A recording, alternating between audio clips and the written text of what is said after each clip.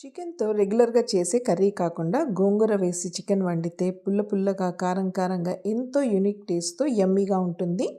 White rice, chapati and biryani కాంబినేషన్తో తింటే super టేస్టీగా ఉంటుంది.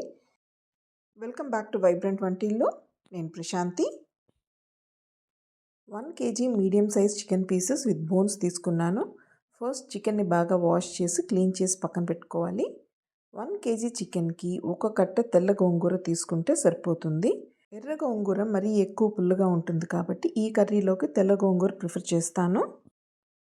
గోంగూరని బాగా క్లీన్ చేసుకున్నాక ప్రెషర్ ప్యాన్లో గోంగూరతో పాటు ఆనియన్స్, పచ్చిమిర్చి, గార్లిక్, ఉప్పు, పసుపు, కొద్దిగా నీళ్లు, ఆయిల్ వేసి కాసేపు మీడియం ఫ్లేమ్లో మగ్గనివ్వాలి.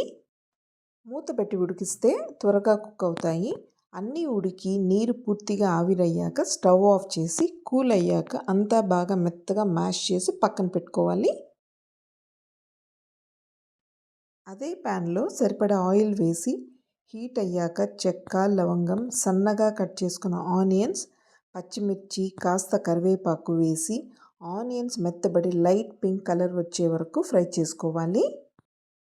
1 టేబుల్ స్పూన్ అల్లం వెల్లుల్లి పేస్ట్ వేసి పచ్చివాసన పోయే వరకు వేయించుకోవాలి. చిన్న ముక్కలుగా కట్ చేసుకున్న టమాటోస్ వేసుకొని అవి కాస్త మెత్తపడ్డాక తగినంత ఉప్పు, పసుపు, గరం మసాలా, మిరియాల పొడి, మిరప్పొడి వేసి అన్నీ కలిసేలా బాగా కలుపుకోవాలి. గోంగూరలో iron, vitamin C, antioxidants ఎక్కువ ఉంటాయి. గోంగూర వేసి చికెన్ కర్రీ చేసుకోవడం వల్ల హెల్తీ డిష్ అవుతుంది. టమాటోస్ మెత్తపడ్డాక చికెన్ పీసెస్ వేసి ఫస్ట్ 5 minutes హై ఫ్లేమ్లో పెట్టుకొని ముక్కలన్నిటికీ మసాలా బాగా పట్టేలా కలుపుకోవాలి.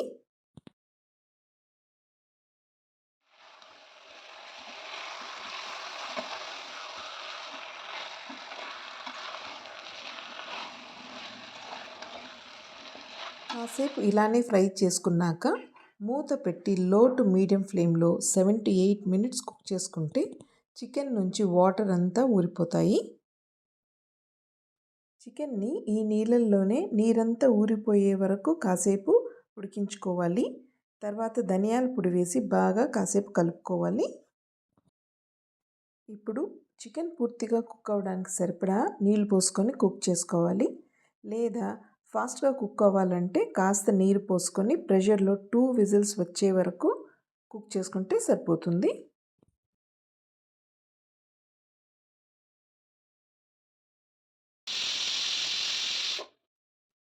స్టవ్ ఆఫ్ చేసి ప్రెషర్ రిలీజ్ అయ్యాక మూత తీసుకోవాలి.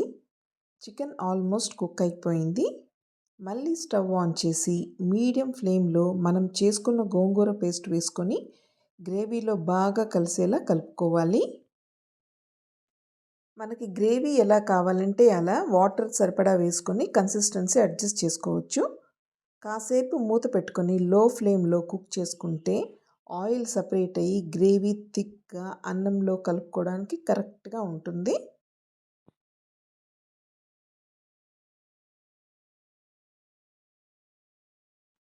చూస్తుంటేనే వెంటనే తినేయాలని ఉంది కదా. ఫైనల్గా 1/2 teaspoon జీరా పౌడర్ వేసుకొని కలుపుకుంటే పుల్లగా కారంగా ఉండే కమ్మని ఆంధ్ర స్పెషల్ గోంగూర చికెన్ రెడీ అయినట్టే. ఇంకెందుకు ఆలస్యం, మీరు గోంగూర చికెన్ని చేసుకొని ఆస్వాదించండి. మీకు ఈ వీడియో నచ్చితే please don't forget to like, share and subscribe. And thanks for watching.